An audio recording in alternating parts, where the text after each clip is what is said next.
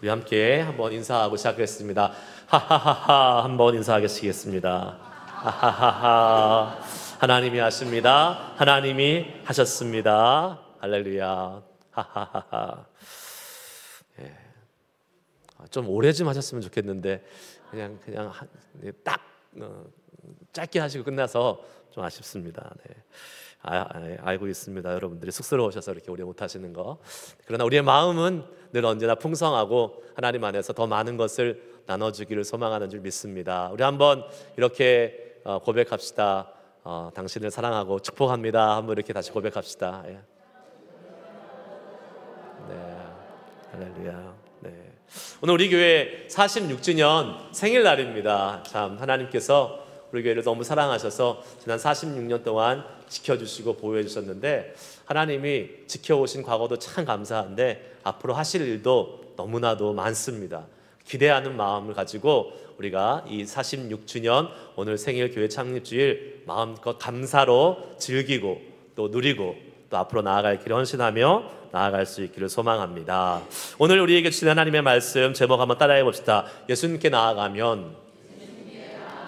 네, 예수님께 나아가면 누가 예수님께 나아가야 되고 또 우리가 예수님께 나아가야 될 이유가 무엇인지 한번 말씀을 통해서 살펴보도록 하겠습니다. 여러분 선물 좋아하세요? 뭘 그런 걸 물어보냐고 말씀하시겠죠? 당연히 좋아하죠. 선물 싫어할 사람이 어디 있습니까? 우리가 누군가에게 감사의 마음을 표하고 또 고마운 사람, 또 아끼는 사람에게 선물을 주는 것이죠. 선물은 사실은요, 뭔가 이렇게 바라고 주는 것이 아닙니다. 그냥 정말 감사의 마음으로 주는 거예요. 바라고 주면 그게 선물이 아니라 뭐가 되죠? 뇌물이 되죠, 뇌물. 그래서 우리 한국에는 뇌물이 참 많습니다. 그래서 이 선물의 의미가 좀 많이 퇴색되고 뇌물이 너무 심해지니까 이 사회적으로 큰 문제가 됐잖아요. 그래서 몇 년 전에 아예 뇌물을 못 주게 무슨 법이 생겼죠? 잘들 하시네요. 성경 물어보면 대답하셔야지. 김영란법 생겨가지고 3만 원 이상의 식사 대접 못하게 했고 5만 원 이상 선물 못하게 했습니다. 그런데 그게 부작용이 생겼어요. 특별히 이제 학교에 가면 선생님들하고 제자의 관계는 이게 특별한 어떤 뭔가 이해관계가 너무 매일 발생할 수 있는 그 관계이기 때문에 학교 교사들은 선물을 아예 못 받게 했습니다. 그래서 요새 어떤 일이 벌어지는지 아세요? 한국에 가보면 스승의 날 때 그래도 선생님이 스승의 날 때는 선물 좀 받아가셔야 되잖아요. 근데 선생님 선물 못 받아갑니다. 아예 못 받아가요. 그게 법으로 금지되어 있어요. 선생님들은 그냥 빈손으로 집에 가시고 선물을 많이 받아가는 사람이 있습니다. 누군지 아세요? 학원 선생님들. 학원 선생님들은 공직자가 아니에요. 그러니까 학생들이 선생님한테는 못 드리고 학원 선생님들한테는 뭐 다 갖다 줘요. 그래서 학원 선생님들만 그냥 줘라 해가지고 그날 막 이렇게 한 손을 두 손에 가득 선물을 안고 집에 가고 선생님들은 쓸쓸하게 집에 가신다라는 그러한 말도 있습니다. 네, 뭐든지 과하면 좋지 않지만 선물 표현하면 좋습니다. 작고 또 부담 없는 선에서는 선물을 표현하세요. 여러분들 우리 미국에 있잖아요. 김영란법 없습니다. 그러니까 여러분들 서로 선물도 많이 하세요. 크리스마스 때만 하지 마시고 감사한 일 있을 때 정말 고마워 하면서 선물도 하시고, 여러분들 저에게도 선물을 종종 해주세요. 정말 감사하게 생각해요. 이 자리를 빌어서. 그런데 제발 이름 좀 써주세요. 네, 이름 안 쓰고 그냥 우렁각시처럼 몰래 이렇게 놓고 가시는 분 있으면 제가 궁금해서 그 선물을 이렇게 받는 기쁨보다 도대체 이분이 누굴까? 근데 나타나지도 않고 알려주지도 않아서 제가 막 애를 태웁니다. 그래서 여러분 제가 선물 받으면 감사하다고 인사는 해야 될 거 아니에요. 그래서 이름은 좀 써주시면 좋을 것 같아요. 선물 얘기한 거는 오늘 본문 말씀의 주인공이 바로 나다나엘인데, 오늘 본문 말씀 우리가 읽었던 요한복음 1장에 이 나다나엘이 이름의 뜻이 하나님의 선물이라는 뜻입니다. 하나님의 선물, 하나님의 주심, 하나님의 선물, 참 좋은 뜻이에요. 여러분, 예수님 당시의 이름이라고 하는 것은 그 사람의 정체성, 내가 어떠한 사람이다라는 것을 보여주는 대표적인 것이, 상징적인 것이 이름이었습니다. 그래서 이 나다나엘은 하나님의 선물이라는 이 이름처럼 그 삶을 살아왔던 사람인 것 같아요. 정직하고 착하게 살았던 사람 같습니다. 47절 말씀을 보면 예수님께서 나다나엘이 평소에 어떠한 사람이었는지를 이렇게 설명해 주시고 평가해 주시는 말씀이 나옵니다. 47절 말씀 한번 읽어보겠습니다. 시작. 예수께서 나다나엘이 자기에게 오는 것을 보시고 그를 가리켜 이르시되 보라, 이는 참으로 이스라엘 사람이라 그 속에 간사한 것이 없도다. 아멘. 이는 참 이스라엘 사람이라 그 속에 간사한 것이 없도다. 여러분, 참 이스라엘 사람이라고 예수님이 나다나엘을 평가하셨어요. 그러면 그 말은 뭡니까? 참 이스라엘 사람이 아닌 사람들도 있다는 얘기겠죠. 이스라엘이라는 이름 언제 처음 등장합니까? 성경에서 언제 처음 등장하죠? 누구요? 야곱. 네, 야곱. 창세기 32장에 야곱이 그동안 어떻게 살았습니까? 막 사기치고 속이고 도망가면서 막 살다가 이제 정말 인생의 큰 위기를 만났습니다. 고향으로 돌아가는데 그 야복강 건너편에 자기가 속여가지고 장자권을 빼앗아서 정말 그 모든 축복권을 그 자기한테 이렇게 넘겨준 그 형 에서가 딱 군대로 진을 치고 죽이려고 기다리고 있습니다. 그 앞에서 야곱이 강을 건너기 바로 전에 하나님의 천사와 씨름을 하지요. 나를 축복하지 않으면 놓지 않겠습니다, 보내드리지 않겠습니다 하고 씨름을 했다고 성경은 비유가 나오는데, 그 씨름을 해서 이겨요, 져요? 이겨요, 져요? 저요? 네, 잘 얘기하셔야 될 것 같은데 성경에서는 이겼다라고 표현하지만 사실은 그거 이김이 하나님이 져주신 거죠. 네, 그래서 성경의 표현대로 야곱이 하나님을 이기는 사건이 벌어집니다. 그리고 나서 하나님이 천사를 통해서 야곱에게 이름을 주죠. 그 이름이 뭐예요? 이스라엘. 이제부터 넌 야곱이라 하지 말고 이스라엘이라 하라 라고 말씀해 주십니다. 이스라엘의 이름의 뜻은 그래서 하나님과 겨루어 이긴 자라는 뜻입니다. 이제는 하나님과 함께하는 사람이라는 뜻이에요. 더 이상 속이고 거짓말하고 사기치는 그런 사람이 아니라 하나님이 함께하는 자, 하나님을 이길 만큼 하나님을 간절히 바라고 열망했던 이제 하나님의 뜻대로 사는 사람이 된다라는 사람이 바로 야곱이었고, 그 야곱의 후손이 이스라엘 민족이 된 것입니다. 자, 근데 예수님은 지금 나다나엘을 보고 뭐라고 말씀하세요? 너는 참 이스라엘 사람이다. 가짜 이스라엘, 참 이스라엘이 아닌 사람도 있다는 것을 의미하겠죠. 여러분, 이스라엘 민족 공동체 안에 그 유다 땅 안에 있다고 해서 다 유대인이라고 해서 이스라엘이 아니라고 예수님은 지금 말씀하고 있는 겁니다. 물론 당연히 신분적으로 민족적으로는 자기의 아이덴티티는 이스라엘 사람이에요. 그러나 여러분, 민족적으로 신분적으로 이스라엘 사람이라고 할지라도 얼마든지 진짜 이스라엘 사람이 아닐 수도 있는 것입니다. 이스라엘 공동체 안에 있지만 참 이스라엘 사람들이 아니다. 이 말은 요즘 말로 이야기하면 뭘까요? 그리스도인처럼 있지만, 교회 안에 있지만, 교인이지만, 성도이지만 참 성도가 아니다, 참 그리스도인이 아니다라는 말도 우리가 생각해 볼 수 있는 것입니다. 저는 오늘 예배 드리시는 여러분 모두가 정말로 참 그리스도인, 주님이 인정하시는 참된 성도가 될 수 있기를 주의 이름으로 축복합니다. 참된 성도가 되셔야 돼요. 그런데 현실은 그럴까요? 안 그럴까요? 안 그래요. 모두가 다 참 그리스도인은 아닙니다. 교회 안에 온다고 해서, 신앙생활을 한다고 해서 다 참된 성도는 아닙니다. 교회 안에 들어와 있지만 참 그리스도인이 아닌 사람도 얼마든지 있을 수 있다는 것이에요. 여러분, 과거에 비해서, 아주 오래전에 비해서 지금은 예수 믿는 사람, 교회 다니는 사람이 많아졌습니다. 그리고 우리 조국 한국에 비해서 또 우리가 있는 미국은, 이민사회는 그나마 교회를 많이 다니잖아요. 그래서 교인들, 교회 다니는 사람들은 많아졌습니다. 그러나 여러분, 이런 말씀 들어봤죠? 홍수에 뭐가 없어요? 뭐가 없다는 말이 있죠? 홍수에 마실 물 없다라는 말이 있습니다. 사람이 많아졌다고 중요한 것이 아닙니다. 여러분, 교회가 커지고 부흥하고 교인이 많아지는 것이 중요한 것이 아니에요. 정말 참된 그리스도인들이 몇 명이 있느냐가 중요해요. 아무리 사람이 많은데 퍼센티지가 작아요. 그러면 그거는 정말 빛 좋은 개살구 아니겠습니까? 여러분, 요새는 목사님들도 많아졌습니다. 목사 얼마나 많습니까? 그래서 요새 어떤 한 교회에서 담임 목사님을 찾는다, 목사님을 모십니다 하고 광고가 딱 뜨면 이력서가 정말 수백 통씩 옵니다. 큰 교회가 아니더라도요, 수백 통씩 와요. 그만큼 목사님들이 많아졌다는 얘기입니다.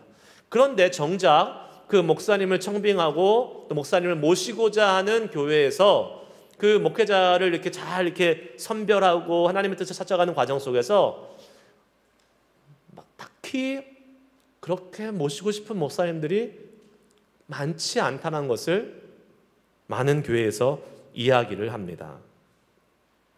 목사는 많은데 모시고 싶은 목사님이 많지 않다?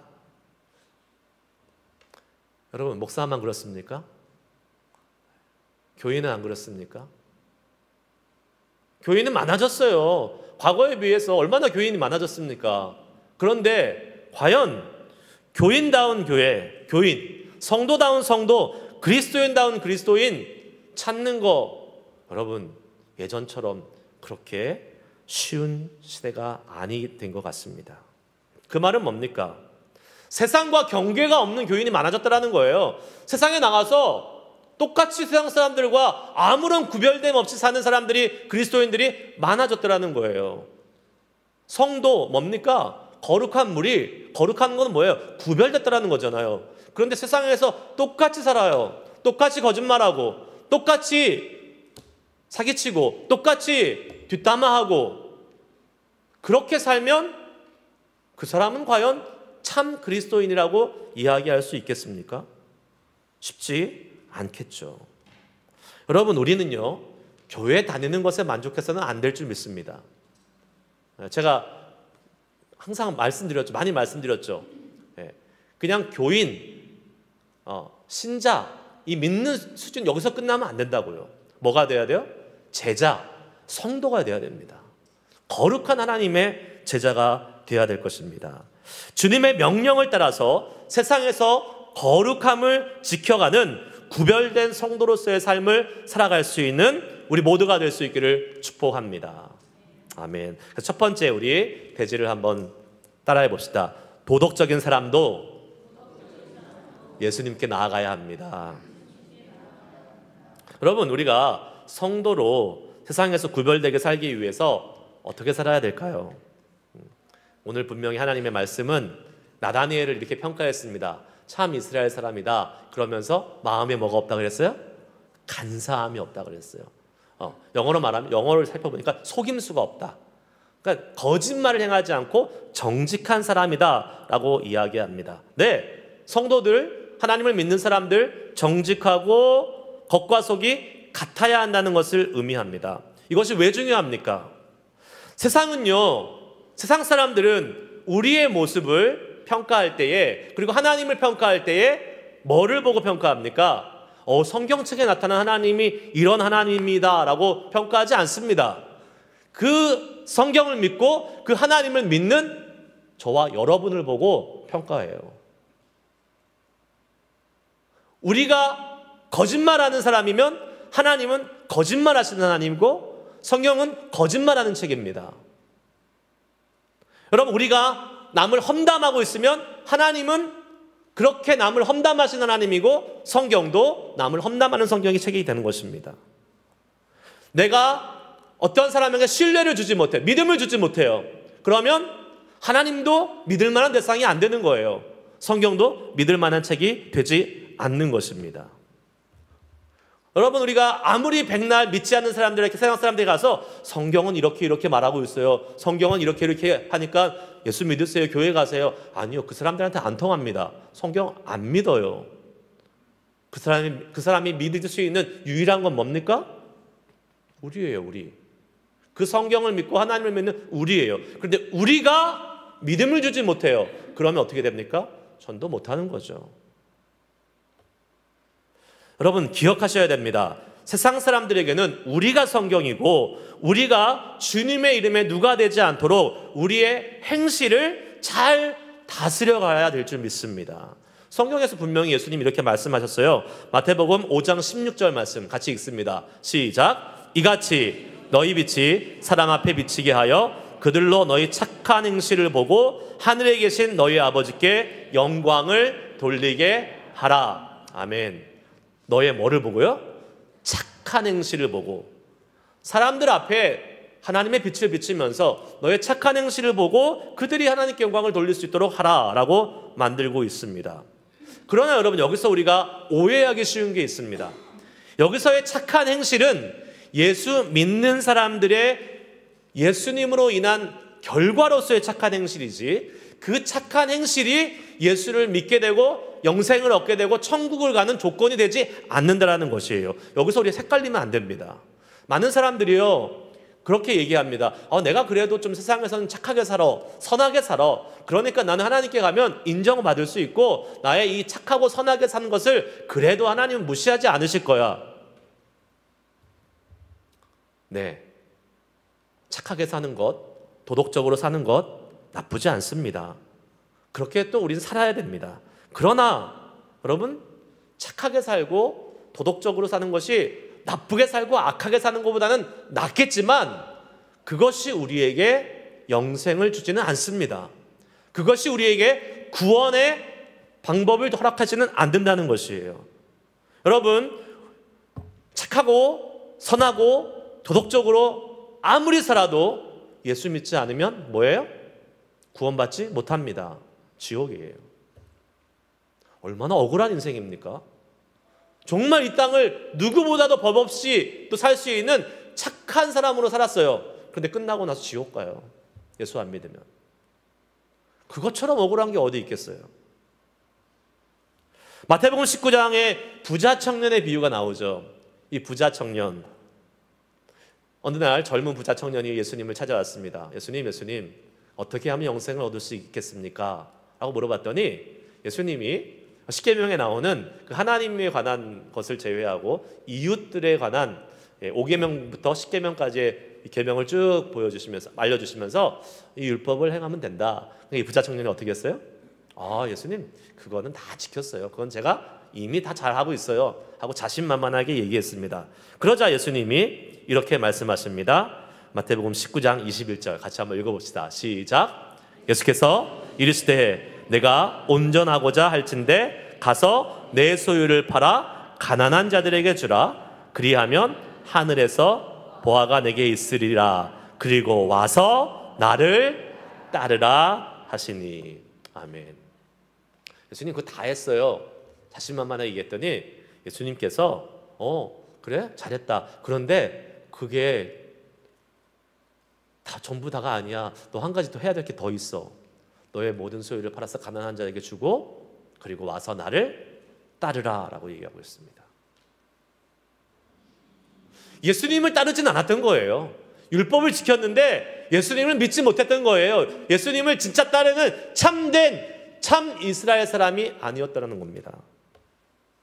그래서 부자 청년은 근심하며 돌아갔습니다. 우리가 이 세상에서 아무리 착하게 살아도 아무리 선하게 살아도 말씀을 따라서 아무리 우리가 딱딱딱 그 말씀대로 산다 할지라도 우리가 예수님을 따르지 않으면 예수님을 믿지 않으면 영생 얻지 못하는 것입니다. 나다나엘이 참 이스라엘 사람 마음에 간사함이 없다고 인정받고 칭찬을 받았지만 그는 예수님이 인정하셨어요. 야, 너 정말 좋은 사람이다. 좋은 신앙인 같다. 좋은 도덕적으로 착한 사람 같다. 그러나 그때 나다나엘은 예수님을 모르고 있었습니다. 예수님을 따르지는 않고 있었습니다. 만일 그가 예수님께 나오지 않았다면 그는 그냥 평생 그렇게 참 이스라엘 사람 마음에 그 간사함이 없는 착한 사람으로 살았을 겁니다. 부자 청년처럼 말이에요. 하지만 영생은 얻지 못하는 불쌍한 사람이 되었을 거예요. 왜요? 예수님 믿지 않으면 안 되기 때문에, 영생 얻지 못하기 때문에. 여러분, 착하게 사십시오. 도덕적으로 선하게 정직하게 사십시오. 그러나 그것보다 더 우선에 중요함에 놓고 살아가야 될 것이 있습니다. 그것이 뭡니까? 예수님께 나아가서 예수님을 따르는 자가 되어야 된다는 것입니다. 그게 더 중요해요. 설령 내가 덜 착해요. 설령 내가 덜 도덕적이에요. 그런다 할지라도 예수 믿는 것이 더 중요해요. 예수 안 믿고 완벽하게 착한 것보다 예수 믿고 좀 덜 도덕적이어도 괜찮아요. 그러나 그것이 우리에게 면죄부를 준다고 생각하고 막 아무렇게나 살라는 얘기는 아닙니다. 예수 믿으면요, 더 도덕적으로 살려고 노력하게 되어 있습니다. 왜요? 세상이 우리를 바라보는 기준이 높아요. 아까 말씀드렸잖아요.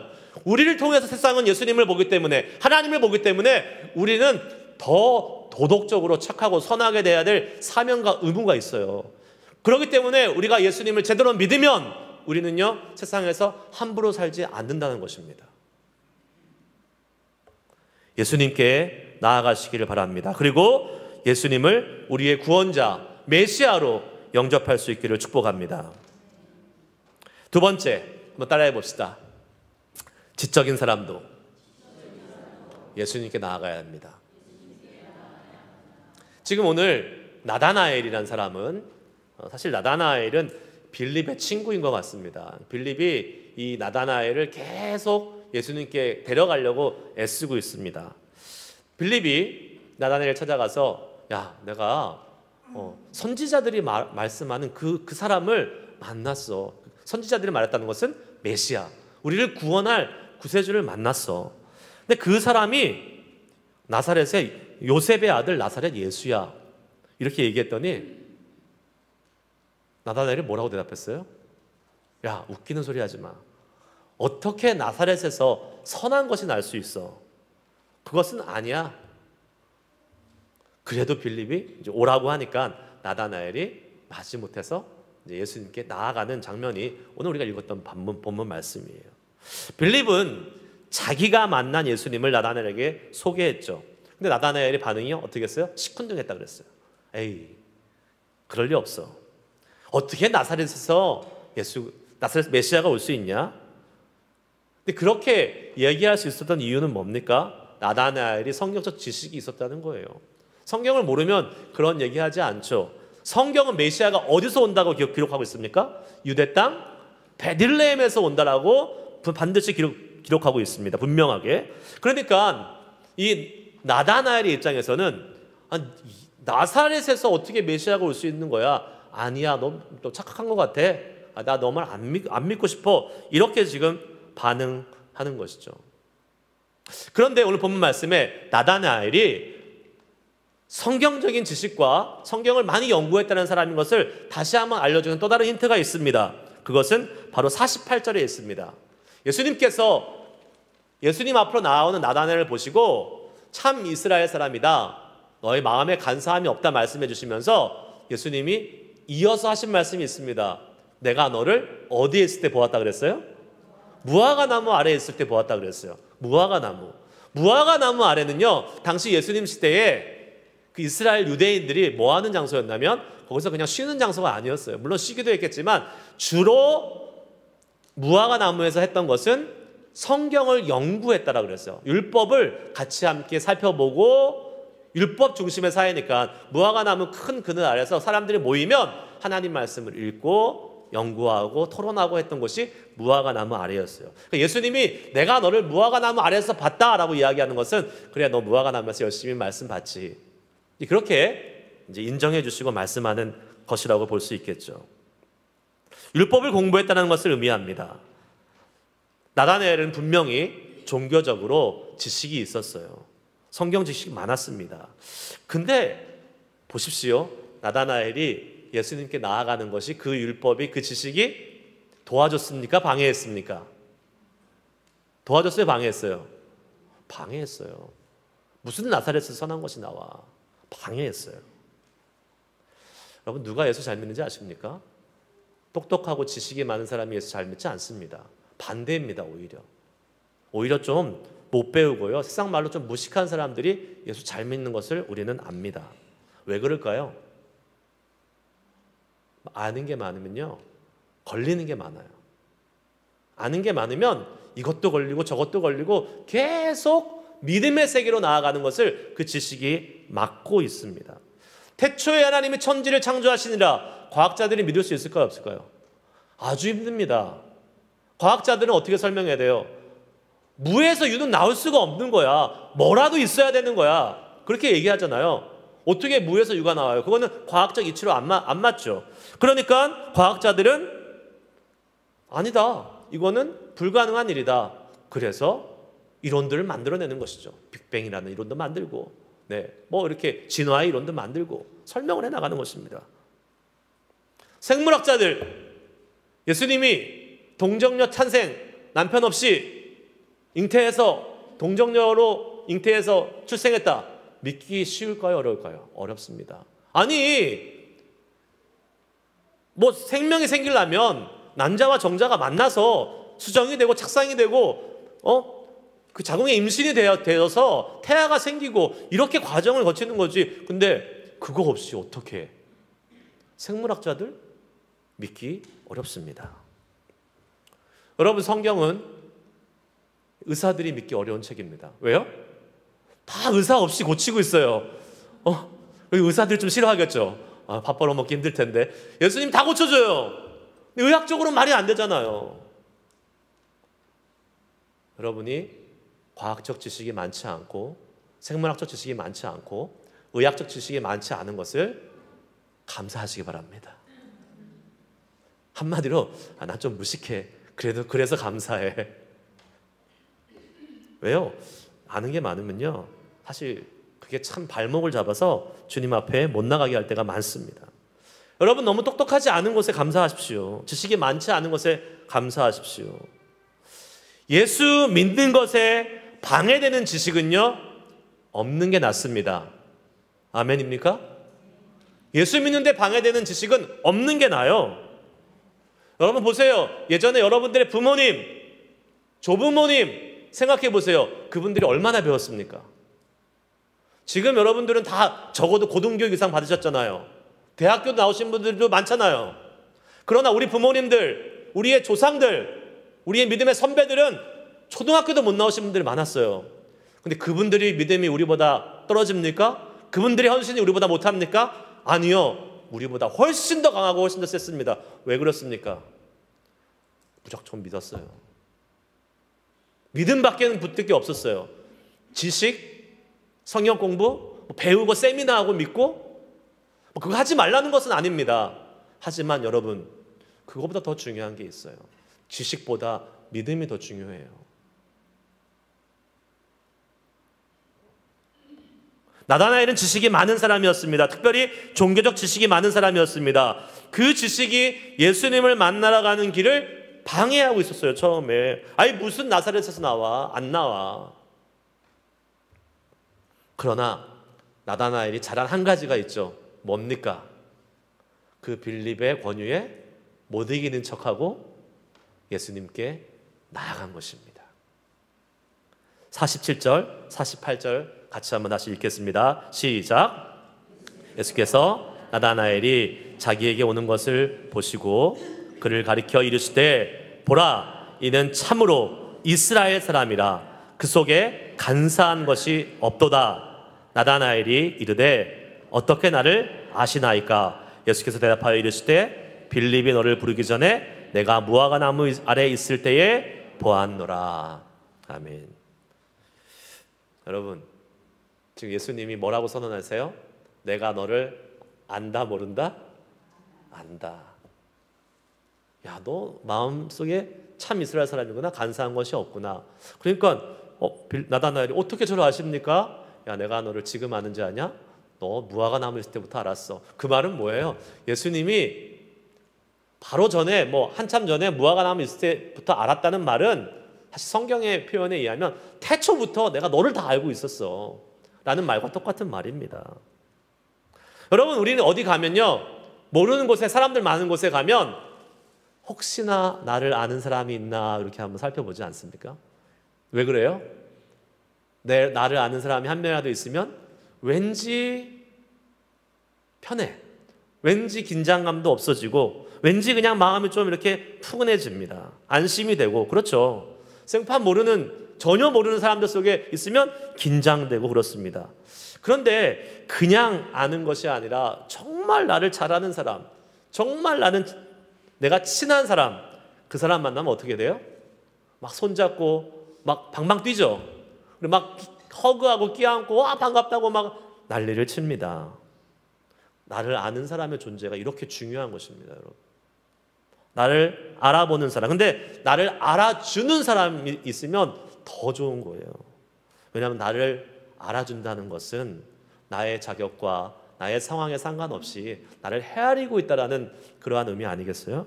그러니까 내가 자격이 없고 내가 비록 별 볼 일 없지만 나를 알아주고 이해해주는 사람이 있다. 그 사실에 감격하고 감동하게 되는 것입니다. 오늘 본문에서 나다나엘이 만난 예수님은 어떤 사람이었어요? 나다나엘이 예수님을 인정했어요? 인정하지 않았어요? 처음에 인정하지 않았어요. 무시했어요. 세상 말로 개무시했어요. 무슨 나사렛에서 선한 것이 나와? 메시아? 말도 안 돼 하면서 예수님을 완전히 무시했어요. 그런데 그 예수님이, 자기가 무시했던 그 예수님이 알고 보니까 어떤 분이었어요? 나를 속속들이 아는 분이에요. 내 마음도 알고 내 과거도 알고 나를 다 아시는 분이에요. 거기 앞에 이 나다나엘이 완전히 항복해버린 겁니다. 그러면서 나다나엘은 이렇게 고백합니다. 49절 읽습니다. 시작. 나다나엘이 대답하되 라삐여, 당신은 하나님의 아들이시요 당신은 이스라엘의 임금이로소이다. 아멘. 예수님을 무시하던 나다나엘이 자신을 속속들이 아시는 그 예수님의 실체를 보고 나서 그 예수님을 뭐라고 인정합니까? 하나님의 아들이요 당신은 이스라엘의 임금 왕이십니다 라는 이 믿음의 고백을 하게 되는 것입니다. 왜 그렇습니까? 나다나엘이 예수님께 나아갔기 때문에 그렇습니다. 그 시작은 예수님께 나아간 것이에요. 자기의 편견과 고집과 모든 것을 내려놓고 기꺼이 예수님께 나아간 그 발걸음이 있었기 때문에 그렇습니다. 말씀 마치겠습니다. 여러분, 오늘 우리는 나다나엘을 통해서 도덕적인 사람도 지식적인 사람도 다 예수님께 나아가야 된다는 것을 깨달았습니다. 그런데 그런 사람뿐이겠습니까? 도덕적인 사람만, 지식적인 사람만 예수님이 필요한 겁니까? 아니에요. 우리 모두는 예수님께 나아가야 됩니다. 누구든지 예수님께 나아가면요, 예수님이 누구신지 알게 됩니다. 전능하신 하나님, 모두를 다 아시는 그 하나님을 알게 되고 경험하게 됩니다. 성경은 우리에게 이렇게 말씀하고 있어요. 요한계시록 3장 20절 말씀 한번 같이 읽겠습니다. 시작. 볼지어다 내가 문 밖에 서서 두드리노니 누구든지 내 음성을 듣고 문을 열면 내가 그에게로 들어가 그와 더불어 먹고 그는 나와 더불어 먹으리라. 아멘. 볼지어다 내가 문 밖에 서서 두드리노니 누구든지 내 음성을 듣고 문을 열면, 누구든지 내 음성을 듣고 문을 열면, 도덕적인 사람만, 지식이 많은 사람만, 탁월한 사람만, 예수님이 필요한 사람만 아니에요. 누구든지 내 음성을 듣고 문을 열면, 부자거나 가난하거나 건강하거나 병들었거나 젊었거나 늙었거나 평안하거나 불안하거나 상관없습니다. 누구든지 내 음성을 듣고 문을 열면 주님이 우리 안에 오셔서 어떻게 하시겠다고요? 나와 더불어 먹고 마시겠다고 주님이 우리에게 약속해 주십니다. 그 말은 우리와 교제하시겠다는 거예요. 본인이 누구신지를 알려주시겠다는 거예요. 우리가 예수님께 나아가면 주님이 우리를 만나주십니다. 그리고 그분이 누구신지 알려주십니다. 아멘. 주님이 우리에게 선언해 주실 거예요. 나다나엘 저에게 선언해 주신 것처럼 내가 다 안다. 너의 마음과 생각, 형편, 과거 다 안다. 아니 태초부터 내가 너를 지명했다. 내가 너를 선택했다. 그리고 지금까지 인도했다. 그리고 너를 앞으로도 인도할 거야. 지켜줄 거야. 주님이 우리에게 말씀해 주시고 선언해 주실 것입니다. 그 주님의 음성을 듣고 나다나엘처럼 예수를 주로 고백하는 은혜가 우리에게 있을 수 있기를 주의 이름으로 축복합니다. 아직 예수님을 여러분의 구세주로 영접하지 못하고 계신 분들, 아직 주님께 나아가지 못하신 분들이에요. 그러나 누군가가 권유하겠죠.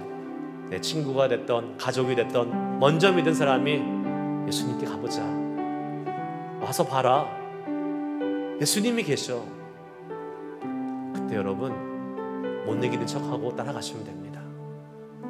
가셔서 그 예수님한테 만나보시면 돼요. 예수님을. 이미 예수님을 영접하신 분들 대부분 많으시죠.